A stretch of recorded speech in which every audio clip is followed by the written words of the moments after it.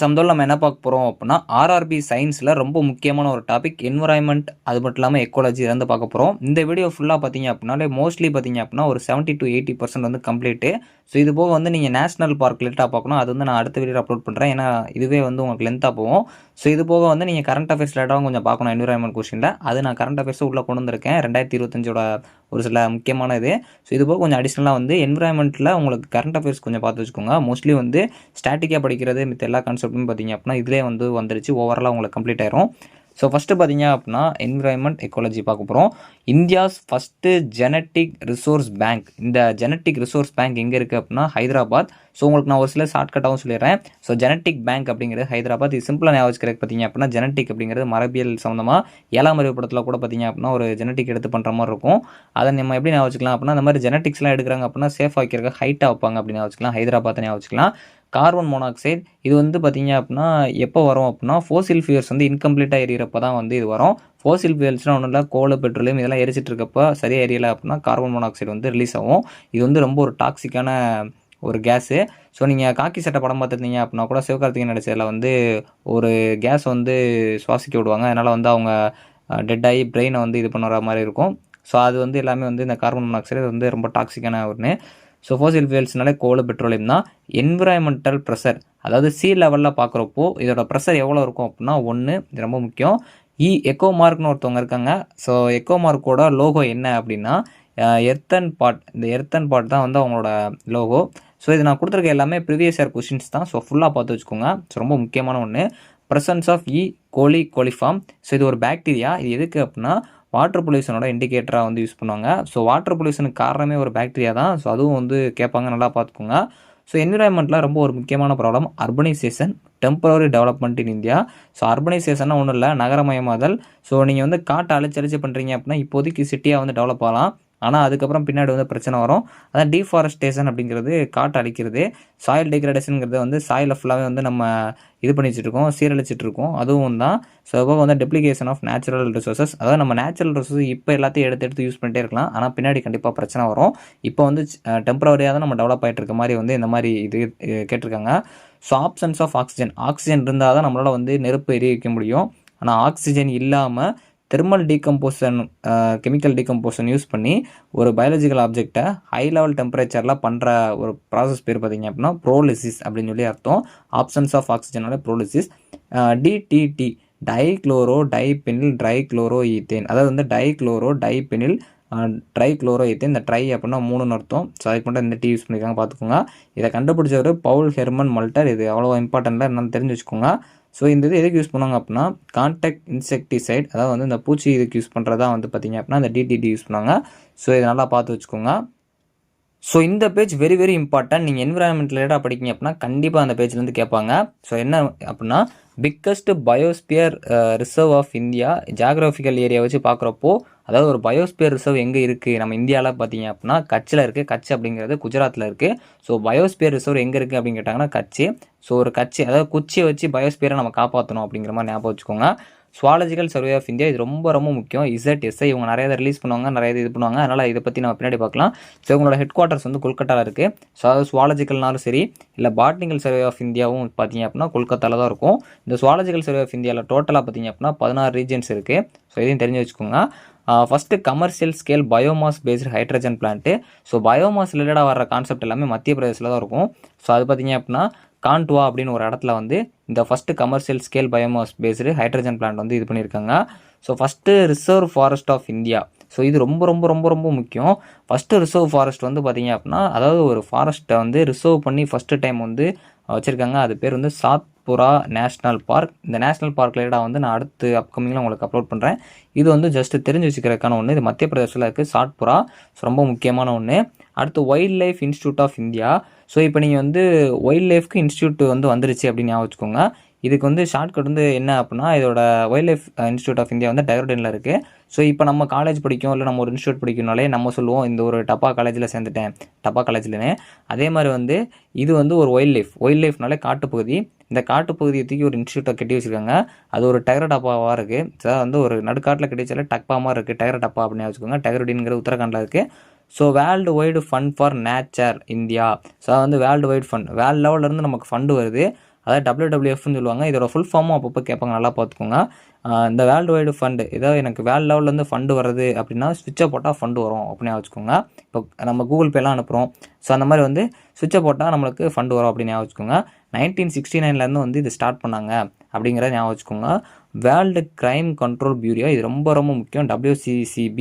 So இந்த crime கண்ட்ரோலாக protect பண்ணுறதுக்கு யார் வராங்க அப்படின்னா நியூ டெல்லி தான். நம்ம இந்தியாவுக்குள்ளே ஒரு நியூ டெல்லியை வச்சுருக்கோம். ஸோ அந்த டெல்லிக்குள்ளே கிரைம் கண்ட்ரோல் பியூரோக்காக வச்சுருக்காங்க, வைல்ட் லைஃப்காக. ஸோ ஃபஸ்ட்டு எர்த் சமிட், இதெல்லாம் ரிப்பீட்டட் கொஸ்டின். ஸோ 1992 நடந்துச்சு, வருஷமே நிறைய டைம்ஸ் கேட்டுருக்காங்க. ரியோ டி ஜெனீரோ ரொம்ப முக்கியம். ரியோ டி ஜெனீரோ வந்து பிரேசிலில் இருக்குது, அதை நல்லா தெரிஞ்சு வச்சுக்கோங்க. இந்த கேட்டோ ப்ரோட்டோக்கால், இது ரொம்ப ரொம்ப முக்கியம். இந்த கேட்டோ ப்ரோட்டோக்கால் வந்து எப்போ ஸ்டார்ட் பண்ணாங்க, இது எதுக்குங்கிறத பின்னாடி பார்ப்போம். 1997 டிசம்பர்லேருந்து பார்த்தீங்க அப்படின்னா இந்த கேட்டோ ப்ரோட்டோக்கால் வந்து ஒரு அக்ரிமெண்ட் மாதிரி போட்டிருக்காங்க. இது என்ன அக்ரிமெண்ட் அப்படிங்கிறதெல்லாம் பின்னாடி பார்ப்போம். UNFCCC, அதாவது CCC அப்படின்னு வந்தாலே சுவிட்சர்லாந்து. ஆல்ரெடி ஒரு சுவிட்சர்லாந்து பார்த்தோம், அது எப்போ அப்படின்னா வேர்ல்டு ஃபண்டு வாங்குறதுக்காக சுவிட்சை போட்டால் வரும் அப்படிங்கிறத பார்த்தோம். ஸோ இந்த UNFCCங்கிறத நல்லா பார்த்து வச்சுக்கோங்க, ஏன்னா இது சுவிட்சர்லாந்துங்கிற கொஸ்டினை கேட்கல. ஸோ உங்கள்கிட்ட UNFCCன்னு கொடுத்த ஆப்ஷனில் இந்த பார்ன் அப்படிங்கிறத மட்டும் தான் கொடுத்தாங்க. ஸோ அதனால் வந்து எப்படி ஞாபகம் வச்சுக்கலாம் அப்படின்னா CCC அப்படின்னாலே பான் அப்படின்னு ஞாபகம் வச்சுக்கோங்க. ஸோ 3 C வந்து பான் ஆகுது அப்படின்னு ஞாபகம் வச்சுக்கோங்க. சுவிட்சை போட்டால் பான் ஆகுது அப்படின்னு ஞாபகம் வச்சுக்கோங்க. UNEP, இது EPங்கிறது EB ஆஃபீஸ் ஞாபகம் வச்சுக்கோங்க. இப்போ வந்து ஒரு நைனா இருக்கார். ஸோ ஷார்ட்கட்டுக்கு தான் நைனா வந்து என்ன பண்ணுறாரு அப்படின்னா ஒரு கோழியை பிடிச்சிட்டு போய் EB ஆஃபீஸில் கொடுத்து கரண்ட் பில்லை கட்டிடுறாரு ஞாபகம் வச்சுக்கோங்க. நைனா அப்படின்னா ஒரு ஆள் ஞாபகம் வச்சுக்கோங்க. கென்யா அப்படின்னா கென், நம்ம வந்து கோழியை ஞாபகம் வச்சுக்கலாம். ஸோ அதுக்கப்புறம் India first ever waste clinic. Waste கிளினிக்கும் பார்த்தீங்க அப்படின்னா மோஸ்ட்லி இந்த என்விரான்மெண்ட் சம்மந்தமாக வர எல்லாத்துக்குமே வந்து இந்த மத்திய பிரதேஷ் தான் வராங்க. ஸோ ஆல்ரெடி வந்து நம்ம ஒரு இன்ஸ்டியூட் பார்த்தோம், சரி ஒரு இது பார்த்தோம், அவங்க தான் வந்து பார்த்தீங்க அப்படின்னா மத்திய பிரதேசம் பார்த்தோம், கமர்ஷியல் பயோமாஸ் பிளான்ட்டும். ஸோ இன்ஸ்டியூட் வந்து டெகரடின்னு பார்த்தோம். ஸோ அது வந்து உத்தரகாண்டில் இருக்குது. ஃபர்ஸ்ட் எவர் வேஸ்ட் கிளினிக் பார்த்தீங்க அப்படின்னா போபாலில் தான் இருக்குது, மத்திய பிரதேஷ். ரொம்ப முக்கியமான ஒன்று. ஸோ அதுக்கப்புறம் wild bird and animal protection act, அதாவது வந்து காட்டு பறவைன்னு சொல்லுவாங்க. இந்த காட்டு பறவைக்கு காட்டு விலங்குக்கெலாம் ஒரு ப்ரொடெக்ஷன் ஆக்ட் கொண்டு வந்திருக்காங்க. ஸோ அதெல்லாம் முன்னாடியே கொண்டு வந்துட்டாங்க, 1912. ஸோ அதை பார்த்தீங்க அப்படின்னா இதெல்லாம் வந்து பிரிட்டிஷ்காரங்க இருக்கும்போதே இது ஒரு ஆக்டாக வந்து கொண்டு வந்திருக்காங்க. ஸோ ரொம்ப முக்கியமான ஒன்று. ஏர் ப்ரிவென்ஷன் அண்டு கண்ட்ரோல் ஆக்ட் ரொம்ப முக்கியம். ஸோ ஃபஸ்ட்டு பார்த்தீங்க அப்படின்னா ஏர் ப்ரிவென்ஷனுங்கிறது உங்களுக்கு 1981 கொண்டு வந்திருக்காங்க. ஸோ அதுக்கு முன்னாடி வாட்டருக்கு வந்து ஃபஸ்ட்டு நம்ம தண்ணி தான் ஃபஸ்ட்டு குடிப்போம். அந்த தண்ணி வந்து பார்த்திங்க அப்படின்னா 1974 இதுக்கு ஒரு ஆக்ட் கொண்டு வந்திருக்காங்க. So protection act. ஸோ அதே மாதிரி ப்ரிவென்ஷன் அண்ட் கண்ட்ரோல் ஆக்ட் கொண்டு வந்திருக்காங்க. அதே மாதிரி ஏருக்கும் பார்த்திங்க அப்படின்னா 1981, தண்ணிக்கு 74, ஸோ வாட்டருக்கு தண்ணிக்கு வந்து 74, ஏருக்கு வந்து 81. நல்லா வச்சுக்கோங்க. நமக்கு இங்கே ப்ராஜெக்ட் வந்து 2014 ஆரம்பித்தாங்க. இது வந்து ஒரு சில டைம் கேட்டிருந்தாங்க, கொஞ்சம் நல்லா பார்த்து வச்சுக்கோங்க. ஸோ அடுத்து வந்து கன்சர்வேஷன் அப்படின்னா என்ன அப்படின்னா மேனேஜ் இட் வைஸ்லி. ஸோ நீங்கள் மேனேஜ் பண்ணிட்டே இருக்கணும் கன்சர்வேஷன் அப்படிங்கிறத, அதனால வச்சுக்கோங்க. ஸோ பயோமாஸ் அப்படின்னா என்ன அப்படின்னா கான்ஃபேரியஸ் அப்படின்னு சொல்லுவாங்க. அதாவது பயோமாஸில் ஒரு கோன் பியரிங் எவர்கிரீன் ஃபாரஸ்ட், அதாவது கோன் ஷேப்பில் இருக்கிற ஒரு எவர்கிரீன் ஃபாரஸ்ட் வந்து எங்கே இருக்குது அப்படின்னா போரியல் ஃபாரஸ்ட் அப்படின்னு சொல்லுவாங்க. ஸோ இது பயோமாஸில் ஒரு கான்ஃபேரியஸில் கோன் பியரிங் என்விரான்மெண்ட் ஃபாரஸ்ட்டை போரியல் ஃபாரஸ்ட் அப்படின்னு சொல்லுவாங்க. ட்ரக்கு டிக்ளோஃபெனாக் அப்படின்னு சொல்கிறாங்க. இந்த டிக்ளோஃபெனாக்ங்கிறத ஞாபகம் வச்சுக்கோங்க. இது வந்து எதனால அப்படின்னா வல்ச்சரோட பாப்புலேஷனால் இந்த ட்ரக் டிக்ளோஃபெனாக் வருது அப்படிங்கிறத தெரிஞ்சு வச்சுக்கோங்க. ஸோ ஃபாரஸ்ட் ஏரியாவில் ஒரு சில இடம் வந்து ப்ரைவேட் இண்டிவிஜுவல்ஸாக இருக்கும். பப்ளிக் இண்டிவிஜுவல்ஸ்னால் தெரியும், கவர்மெண்ட் வச்சுருப்பாங்க. ப்ரைவேட் இண்டிவிஜுவல்ஸ் அப்படிங்கிறத எப்படி சொல்லுவாங்க அப்படின்னா அன்கிளாஸ்டு ஃபாரஸ்ட் அப்படின்னு சொல்லுவாங்க. ஸோ அன்கிளாஸ்டு ஃபாரஸ்ட்னால் உங்களுக்கு ப்ரைவேட் இண்டிவிஜுவல்ஸ் ப்ரைவேட்டாக வச்சுருக்கிறத அன்கிளாஸ்டாக வச்சுருப்பாங்க அப்படிங்கிறத தெரிஞ்சு வச்சுக்கோங்க. ஸோ இது வெரி வெரி வெரி இம்பார்ட்டன்ட். இந்த 2 பாக்ஸையும் நல்லா தரவு பண்ணிடுங்க. ஸோ எனர்ஜியில் renewable energy, non renewable energy இருக்குது, கன்வென்ஷனல் எனர்ஜி, நான் கன்வென்ஷனல் எனர்ஜின்னு இருக்குது. ஸோ ஃபஸ்ட்டு இந்த ரெனியூபிள் எனர்ஜி எல்லாருக்குமே தெரியும், சோலார் எனர்ஜி ரெனியூபிள் எனர்ஜி தான். அதாவது ஏருங்கிற நம்மளுக்கு விண்டு தான், நேச்சுரலாக கிடைக்கிற எல்லாமே வந்து தான். டைட்டல் அப்படிங்கிறது நம்மளுக்கு வந்து சீலேருந்து எடுப்பாங்க. ஸோ அதனால் அது ஒரு இதுதான். சிந்தெட்டிக் கேஸ், இதுவும் பார்த்தீங்க அப்படின்னா ரெனியூபிள் எனர்ஜி தான். நியூக்ளியர் ஃபிஷன்ங்கிறது நம்ம மேன்மேடு நினைக்கக்கூடாது. நியூக்ளியர் ஃபிஷனும் ஒரு ரெனியூபிள் எனர்ஜி தான். சரியா, நியூக்ளியர் ஃபிஷன் கிடையாது, நியூக்ளியர் ஃபிஷன். ஓகேவா. இப்போ நான் ரெனியூபிள் எனர்ஜிங்கிறது ஃபோசில் ஃபியூல்ஸ், நம்ம ஆல்ரெடி பார்த்தோம். ஃபோசில் ஃபியூல்ஸ்னு கோல், பெட்ரோலு, யுரேனியம் அப்படிங்கிறதும் பார்த்தீங்க அப்படின்னா நான் ரெனியூபிள் தான். அதை ரெனியூபிள் பண்ண முடியாது யுரேனியம்லாம். ஆனால் நம்ம நியூக்ளியர் ஃபிஷனை வந்து பார்த்தீங்க அப்படின்னா இங்கே வந்து ஷார்ட்கட்டுக்கு ஃபிஷ்ஷை வந்து திரும்ப வந்து பொறிச்சிக்கலாம் அப்படின்னு வச்சுக்கோங்க. So conventional and non conventional energy, இது very very very very important. Conventional எனர்ஜினாலே அது ஃபோசில் ஃபியூல்ஸ் தான். நான் ரெனியூபிள் எனர்ஜினாலும் அதுவும் ஃபோசில் ஃபியூல்ஸ் தான். கன்வென்ஷனல் எனர்ஜியும் அது ஃபோசில் ஃபியூல்ஸ் தான். மித்த இருக்கிற hydro electric, Jio thermal, solar thermal இதெல்லாம் பார்த்திங்க அப்படின்னா நான் கன்வென்ஷனல் எனர்ஜியில் வரும். ஸோ கன்வென்ஷனல் எனர்ஜிங்கிறது ஃபோசில் ஃபியூல்ஸ் தான். ஸோ நல்லா தெரிஞ்சு வச்சுக்கோங்க. ஸோ அடுத்து மேக்ஸிமம் விண்டு பொட்டன்ஷியல். நீங்கள் வந்து ஒரு பொட்டன்ஷியல், அதாவது மேக்ஸிமம் விண்டு வந்து எங்கே இருக்கும் அப்படின்னா வெஸ்டர்ன் காட் சைடு வந்து இருக்கும். Single largest source of natural energy, இது எல்லாருக்குமே தெரியும். ரொம்ப மிகப்பெரிய ஒரு நேச்சுரல் பவர் அப்படின்னாலே சன்னு தான். ஸோ அதை மிஞ்சினது எதுவுமே கிடையாது. ஸோ விண்ட் எனர்ஜி எப்பயுமே அதிகமாக இருக்கும். ஸோ விண்ட் எனர்ஜி தான் மோஸ்ட்லி நம்ம நிறைய இடத்துலேருந்து விண்ட் எனர்ஜி வச்சு நிறைய எடுக்கலாம் எனர்ஜியை. சம்டைம்ஸ் வந்து சோலார் எனர்ஜியும் நம்மளுக்கு வந்து அதிகமாக இருக்கும். அதையும் ஒரு கொஸ்டினை கேட்டிருந்தாங்க. அதுக்காக தான் ட்ரெடிஷ்னல் எனர்ஜி இதை நம்ம ஓவராலாக வந்து சயின்ஸ் ரிவிஷன் கொஸ்டின்லேயே நான் சொல்லியிருப்பேன். ட்ரெடிஷ்னல் எனர்ஜிங்கிறது non renewable energy. So traditional எனர்ஜினா நான் ரினியூவபிள் எனர்ஜி, அதான் அந்த ஃபோசில் ஃபியூல்ஸ் கோல். கன்வென்ஷனல் எனர்ஜிங்கிறது ஃபோசில் ஃபியூல்ஸு. இதை நல்லா தெரிஞ்சு வச்சுக்கோங்க. அதாவது ட்ரெடிஷ்னல் ஃபியூல்ஸ்னால் என்ன அப்படின்னா லாங் டைமாக வந்து நமக்கு கிடைக்கும். ஆனால் அது லிமிட்டட் அவைலபிலிட்டி தான். அது காலியாக போச்சுன்னா அவ்வளோதான், முடிஞ்சிச்சு, நம்மளால் எடுக்க முடியாது. அதில் நேச்சுரல் கேஸும் வரும். ட்ரெடிஷ்னல் எனர்ஜிங்கிறதுல நேச்சுரல் கேஸும் வரும். இந்த ட்ரெடிஷ்னல் எனர்ஜிங்கிறது நான் ரினியூவபிள் எனர்ஜி, நல்லா தெரிஞ்சுக்கோங்க.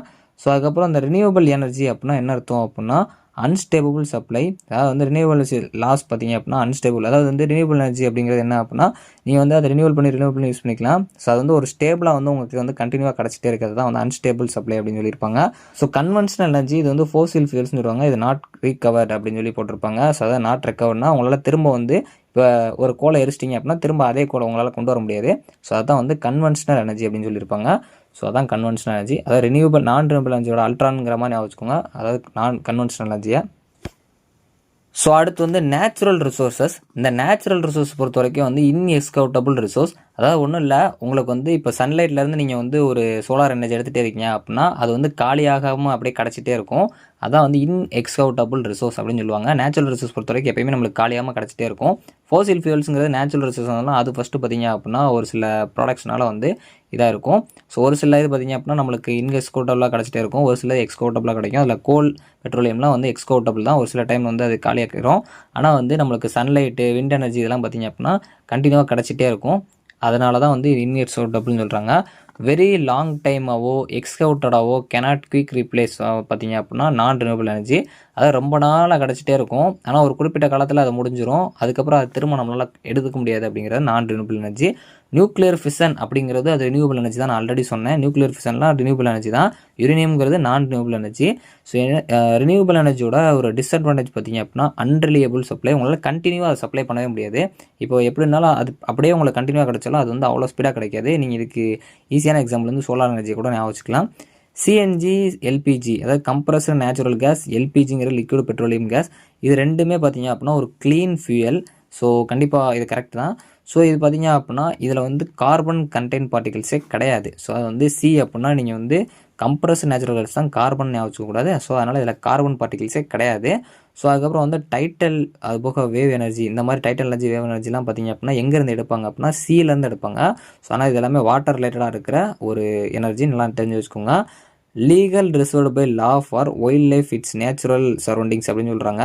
அதாவது வந்து லீகலாக நீங்கள் ரிசர்வ் பண்ணி வைல்ட் லைஃப் ரிலேட்டடாக ஒரு லா அந்த நேச்சுரல் சரௌண்டிங்ஸ் வச்சுருக்கீங்க அப்படின்னா அது அனிமல் ஹஸ்பண்ட்ரின்னு சொல்லுவாங்க. அதாவது லீகல் ரிசர்வ் பை லா. ஓகேவா?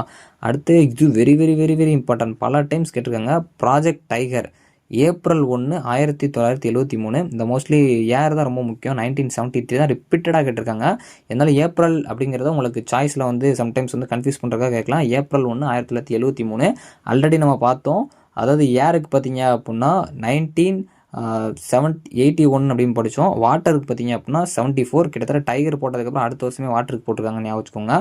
ஸோ எலிஃபண்ட் வந்து 1992 பிப்ரவரி மந்த்து. ஆனால் 1992 நல்லா வச்சுக்கோங்க. ஸோ 1992 டைகர் வந்து 1973. ஸோ இப்போ வந்து ஏசியட்டிக் சீட்டா வந்து எக்ஸ்டிங்க்ட் ஆகிட்டு இருக்குது அந்த மாதிரின்னு சொல்லி உங்களுக்கு ஒரு டிக்ளேர் பண்ணியிருக்காங்க. அது 1952 கொண்டு வந்திருக்காங்க. காட்டு விலங்கு, காட்டு இதெல்லாம் பாதுகாக்கிறதுக்கு 1912 வந்து கொண்டு வந்தாங்க. ஸோ இது எல்லாமே அப்படியே ரிவைஸ் பண்ணிட்டு வந்தீங்கன்னா உங்களுக்கு எப்பயுமே மறக்காது. ஸோ அது ப்ராஜெக்ட் டைரை கொஞ்சம் நல்லா பார்த்து வச்சுக்கோங்க. ஸோ அடுத்து இந்த ரெட் டேட்டா புக், இது very very very very important. இதில் வந்து எதை பற்றி சொல்லியிருப்பாங்க அப்படின்னா உங்களுக்கு வந்து டாக்குமெண்ட்ஸ் ஆஃப் த்ரெட்டன்டு அனிமல்ஸு, ட்ரீஸை பற்றி சொல்லியிருப்பாங்க. இதில் மோஸ்ட்லி பிளான்ட்ஸு, அனிமல்ஸ் பற்றி தான் இதில் வரும். ஸோ உங்கள்கிட்ட ரெட் டேட்டா புக் பற்றி நிறையா கொஸ்டின்ஸ் கேட்கலாம். ரெட் டேட்டா புக் எப்போ ஃபஸ்ட் டைம் கொண்டு வந்தாங்க அப்படின்னா 1987 கொண்டு வந்தாங்க. 1992 நம்ம இப்போ தான் பார்த்தோம் எலிஃபண்ட்டை வச்சு ஒரு ப்ராஜெக்ட் பண்ணியிருந்தாங்கன்னு. அதிலேருந்து பார்த்தீங்க அப்படின்னா ஒரு 5 வருஷத்துக்கு முன்னாடி 1987 ஒரு 2 வால்யூம் கொண்ட ஒரு ரெட் டேட்டா புக்கை வந்து ரிலீஸ் பண்ணுறாங்க. இந்த ரெட் டேட்டா புக்கை யார் ரிலீஸ் பண்ணுறோம் அப்படின்னா BSI, botanical survey of India. இதை நம்ம ஆல்ரெடி இப்போ தான் பார்த்துட்டு இருந்தோம். பொட்டானிக்கல் சர்வே ஆஃப் இந்தியா அப்படிங்கிறவங்க அவரோட ஹெட் குவார்ட்டர்ஸ் வந்து கொல்கத்தாவில் இருக்குன்னு சொல்லிட்டு. ஸோ இதை ரிலீஸ் பண்ணுறவங்க யாருன்னா IUCN. இது ரொம்ப முக்கியம். ரெட் டேட்டா புக்கை ரிலீஸ் பண்ணுறவங்கள வச்சு நிறைய கொஸ்டின் கேட்டிருக்காங்க.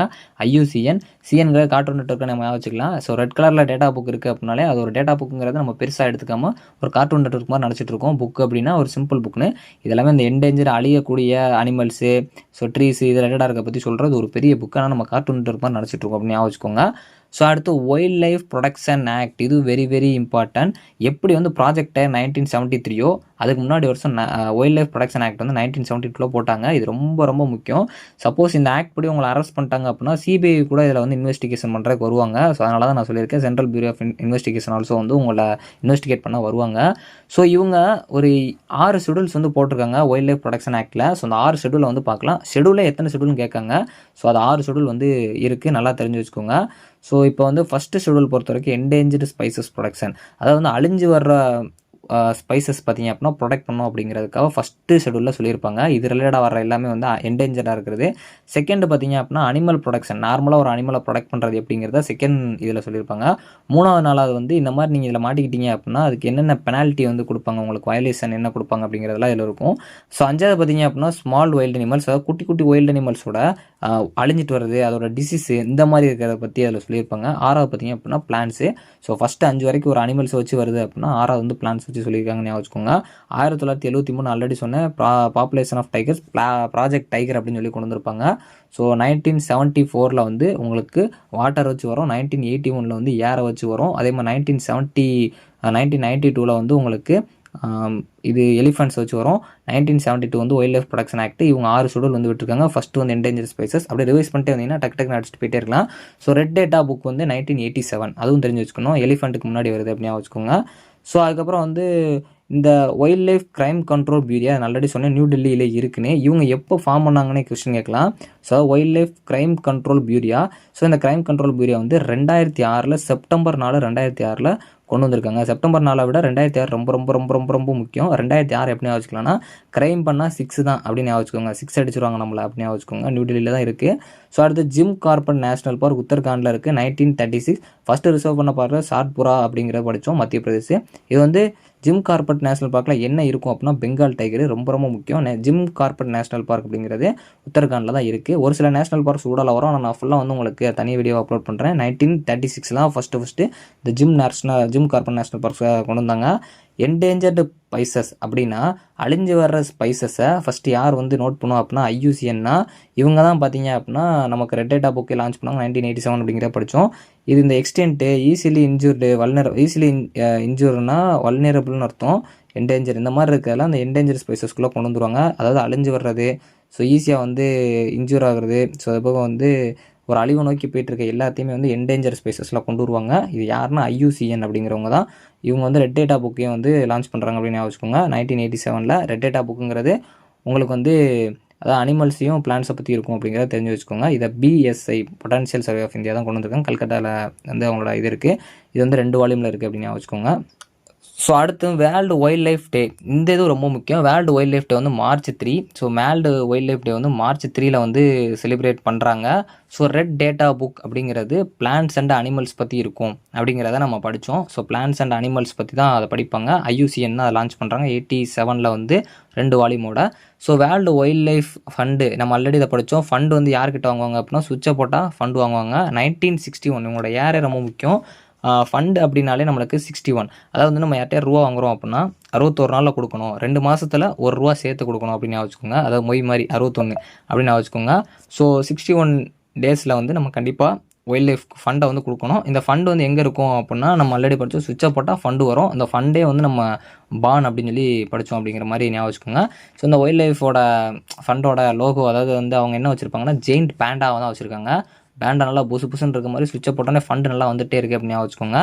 ஸோ ப்ரொடெக்டிங் வைல்ட் லைஃப், இந்த ப்ரொடெக்டிங் வைல்ட் லைஃப் பார்த்திங்க அப்படின்னா வைல்ட் லைஃபை பாதுகாக்கிறதுக்காக வந்து அமிர்தா தேவி பிஷ்னாய் அவார்டு அப்படின்னு சொல்லிட்டு ஒரு அவார்டு வந்து கொடுப்பாங்க. வைல்ட் லைஃபை நீங்களுமே வந்து ஒரு அவார்டு வாங்கலாம் அப்படின்னு வச்சுக்கோங்க.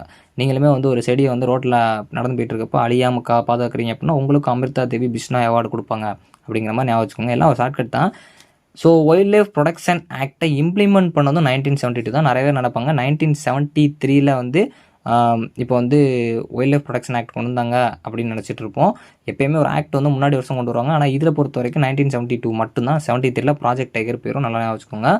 அடுத்து world best and expensive would, அதாவது இருக்கிறதுலே நிறையா ஒரு நல்ல ஒரு உள், அதாவது உள்னால் வந்து ஆட்டோட அந்த முடி இருக்குல்ல அது வந்து சொல்லுவாங்க. ஸோ இது வந்து இருக்கிறதுலே ஒரு பெஸ்ட்டான குவாலிட்டியான ஒரு இது அப்படின்னா அதை சிரு அப்படின்னு சொல்லுவாங்க. சிரு அப்படிங்கிறத எப்படி ஞாபகம் வச்சுக்கோங்கன்னா திபெட்டியன் ஆன்டிலோபி அப்படின்னு சொல்லுவாங்க. இதை வந்து திபெட்டியன் ஆன்டிலோபியும் சேர்த்து ஆப்ஷனில் ஒரு சில டைம் கேட்பாங்க, தனியாகவும் கொடுப்பாங்க. சிரு அப்படின்னு ஞாபகம் வச்சுக்கோங்க. சிரு அப்படின்னாலே அது ஒரு திபெட்டியன் ஆன்டிபோலிங்கிறத ஒரு பெஸ்ட் எக்ஸ்பென்சிவ், அதாவது அதிகமான ஒரு காசு கொடுக்குற வாங்குற ஒரு உள் அப்படின்னு ஞாபகம் வச்சுக்கலாம். இதை வந்து சாட்டோஸ் அப்படின்னு சொல்லுவாங்க. அந்த சாட்டோஸ் உள் அப்படிங்கிறது தான் இருக்கிற லைட்டஸ்ட் உள். இந்த சாட்டோஸ் அப்படிங்கிறது தான் இருக்கிற லைட்டஸ்ட் உள். இதை கிங் ஆஃப் ஃபைன் உள் அப்படின்னு சொல்லுவாங்க.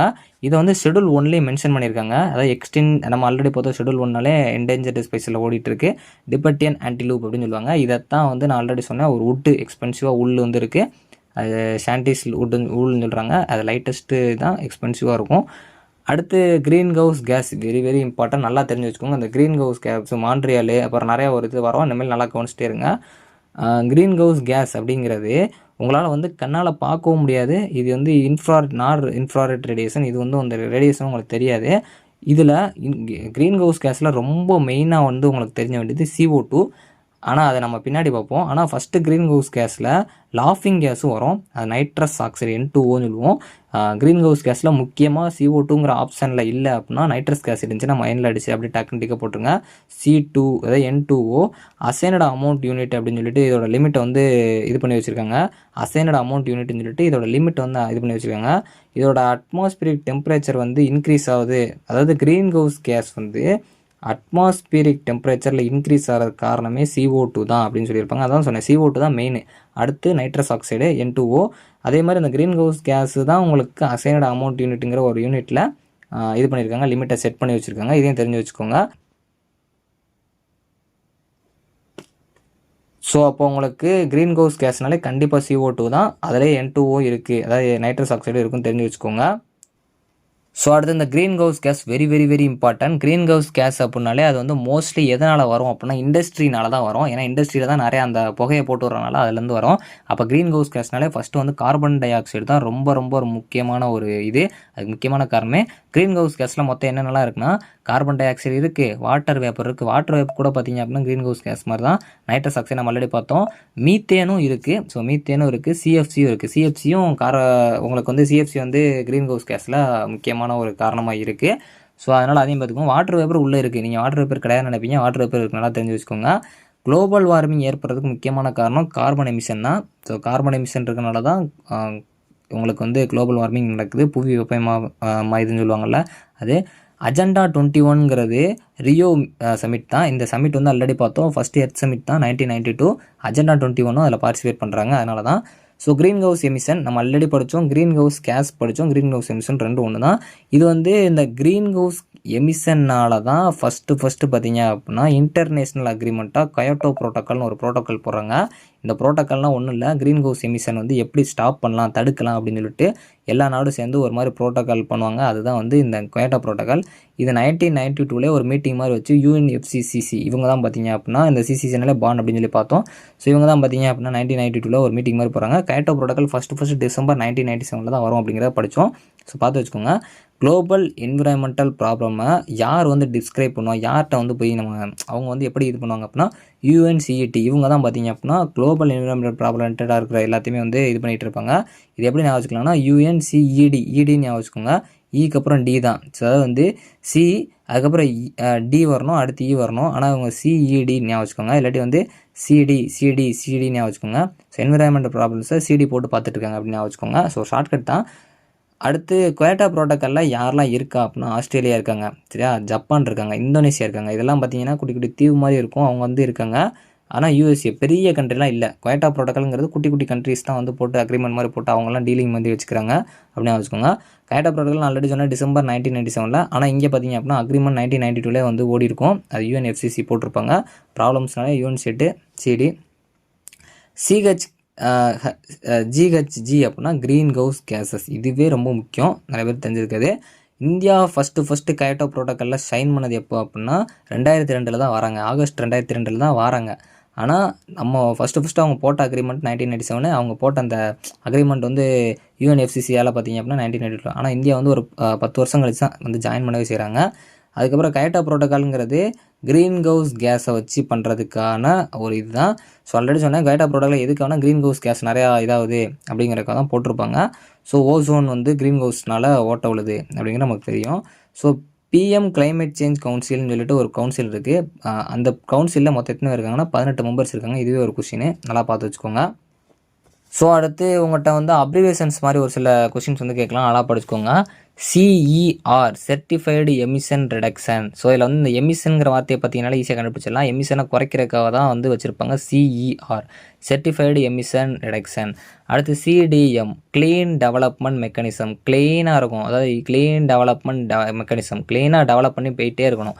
அடுத்து DOE டிசைன்டு ஆப்ரேஷனல் என்டிட்டி, இது ரொம்ப முக்கியம். டிசைன்டு DOBங்கிற மாதிரி வச்சுக்கோங்க, டிசைன்டு ஆப்ரேஷனல் என்டிட்டி. கயோட்டோ ப்ரோட்டோக்கால் நான் ஆல்ரெடி சொன்னேன், ஃபஸ்ட்டு வந்து கமிட்மெண்ட், அதாவது கயோட்டோ ப்ரோட்டோக்காலில் ஒரு சில கான்செப்ட் இருக்குது. கயோட்டோ ப்ரோட்டோக்கால் நம்மளுக்கு தெரியும் 1992 போட்டாங்க, 1997 ஃபஸ்ட்டு டிசம்பரில் இது பண்ணாங்க. அது இந்தியா வந்து ஜாயின் பண்ண ஆகஸ்ட் 2002 படித்தோம். கயோட்டோ ப்ரோட்டோக்கால் ஒரு கமிட்மெண்ட் மாதிரி வச்சு மொத்தமாக ஒரு பிளான் போட்டிருக்காங்க. அந்த ப்ரோட்டோக்கால் என்ன போட்டிருக்காங்க அப்படின்னா, அதாவது ஸ்டார்ட் பண்ணது 2008 ஸ்டார்ட் பண்ணியிருக்காங்க, 2012 வரைக்கும் முடிகிற மாதிரி ஒரு பிளான் போட்டு அந்த கமிட்மெண்ட்டில் அதெல்லாம் நடந்திருக்கணும்னு போட்டிருக்காங்க. ரெண்டாவது கமிட்மெண்ட்டு 2013 2030 வந்து முடியணுங்கிற மாதிரி போட்டிருக்காங்க. ஸோ 2030ங்கிறனால உங்கள்கிட்ட கயோட்டோ ப்ரோட்டோக்காலோட செகண்ட் கமிட்மெண்ட் என்னன்னு கூட கேட்கலாம், 2013 2030 வரைக்கும். அப்போ இது எப்படி யோசிக்கலாம்னா, உலகம் அழிய போகுதுன்னு சொல்லிட்டு 2012 முடிய போகுதுன்னு சொல்லியிருந்தாங்க. அதனால் இவங்க அந்த பிளான் அது கூட முடிச்சிருக்காங்க போல் அப்படின்னு யோசிச்சுக்கோங்க. ஜஸ்ட்டு ஒரு ஷார்ட்கட் தான். நெக்ஸ்ட் வந்து க்ளீன் எனர்ஜி ரெவல்யூஷன். இந்த க்ளீன் எனர்ஜி ரெவல்யூஷனில் பில்கேட்ஸுமே வந்து ஜாயின் பண்ணியிருக்காரு. இது பேர் வந்து மிஷன் இன்னோவேஷன் அப்படின்னு சொல்லிட்டு போட்டிருக்காங்க. ஸோ அதனால் க்ளீன் பண்ணுறதுக்கு பில்கேட்ஸும் ஒரு அமௌண்ட் போட்டிருக்காரு. அது வந்து மிஷன் இன்னோவேஷன் அப்படிங்கிற மாதிரி ஞாபகம் வச்சுக்கோங்க. IPCC intergovernmental panel climate சேஞ்சுன்னு ஞாபகம் வச்சுக்கோங்க. அதாவது வந்து உங்களுக்கு சிசின்னு வந்தாலே மோஸ்ட்லி கிளைமேட் சேஞ்சு தான் இருக்கும். ஸோ அதை பார்த்து வச்சுக்கோங்க. இப்போ United nation frame work convention on climate change, UNFCCC ரொம்ப ரொம்ப ரொம்ப முக்கியம். ஸோ நம்ம ஆல்ரெடி படித்தோம் UNFCCC, அதான் ஆல்ரெடி சொன்னேன் பான் UNFCCC, அதாவது இந்த 3 C வந்தாலே பான் ஆகப்படுறாங்க. சுவிட்சரில் அந்த சுவிட்சை போட்டால் UNFCCC United nation frame work. இங்கே ஃப்ரேம் ஒர்க் தான் நல்லா வச்சுக்கோங்க, கன்வென்ஷன் இது. அடுத்து UNEP, நான் ஆல்ரெடி சொன்னேன் EP பார்க்க போகிறாங்கனாலே நைனாவை கூட்டு போங்க, கென்யாவுக்கு எடுத்துகிட்டு போங்க. இந்த மாதிரி ஷார்ட்கட் போட்டிங்கன்னா எப்போனா ஞாபகம் இருக்கும். United nation environmental programme, united nation environmental programme. அடுத்து WMO, அதாவது நம்மளோட WHO தெரியும், இங்கே WMOனா world meteorological organisation, world meteorological organisation. COP ரொம்ப முக்கியம், கிளைமேட் சேஞ்சு பார்ட்டிஸ். 2015 பாரிஸில் நடந்துச்சு. இது சும்மா தெரிஞ்சு வச்சுக்கோங்க, ஏன்னா 2015 இது கரண்ட் அஃபேர்ஸு. கார்பன் எமிஷன் அப்படிங்கிறத கட் பண்ணுறதுக்காக தான், அதாவது ஆல்ரெடி படித்தோம், குளோபல் எமிஷனை குளோபல் இது கட் பண்ணுறதுக்காக தான் அந்த கயோட்டோ ப்ரோட்டோக்கால் போட்டிருப்பாங்க. ஜப்பான் வந்து இது முடிவு பண்ணியிருக்காங்க. ஜப்பான், இந்தோனேஷியா, அந்த மாதிரி குட்டி குட்டி தீவு, ஆஸ்திரேலியாலாம் இதில் ஜாயின் பண்ணியிருப்பாங்க. GHG ஆல்ரெடி படித்தோம், க்ரீன் ஹவுஸ் கேஸ் அப்படிங்கிறத பார்த்து வச்சுக்கோங்க. இது முக்கியமானது, இந்த பேஜை கொஞ்சம் நல்லா பார்த்து வச்சுக்கோங்க. ஸோ உங்களுக்கு அப்பப்போ ரிவைஸ் பண்ணுறதுக்காக திரும்ப உள்ளே வந்துகிட்டே இருக்கும். ஆனால் எல்லாமே புது கொஸ்டின் தான், கொஞ்சம் நல்லா பார்த்துட்டே இருங்க, அப்பப்போ மட்டும்தான் அது வரும். ஸோ கயோட்டோ ப்ரோட்டோக்கால்ங்கிறது அடாப்ட் பண்ணது 1997 டிசம்பரில். நம்ம இந்தியா சைன் போட்டது 2002, நல்லா தெரியும்.